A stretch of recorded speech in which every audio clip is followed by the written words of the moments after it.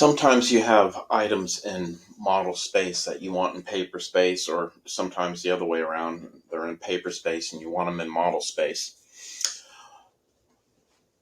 The command that's very useful for that is called change space. And what I use change space a lot for would be if I'm, for instance, making a legend and I need to bring a symbol out of my model space and put it in my legend in paper space. So we can see here I have a symbol that what I would normally do is I would copy the symbol off to the side, and then I would execute the command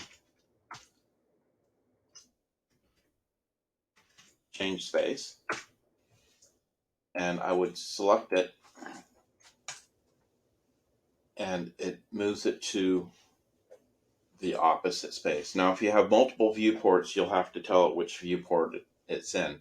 But as you can see now, it is now in paper space, and it has kept the same size, so I can put it in a legend. Now, the reason why I copied it is because it moves it. It's no longer in paper space. So if I had used this one and not copied it, it wouldn't be there anymore, and then I'd have to go figure out where to put it back again.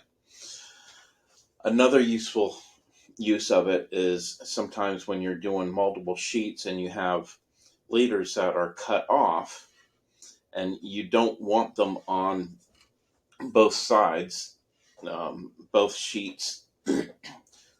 For instance, if this was actually a match line, it's going to be cut off on one sheet or the other. So you bring it out of model space and put it into paper space. And you just give it the change space command, pick it, and now you can read it.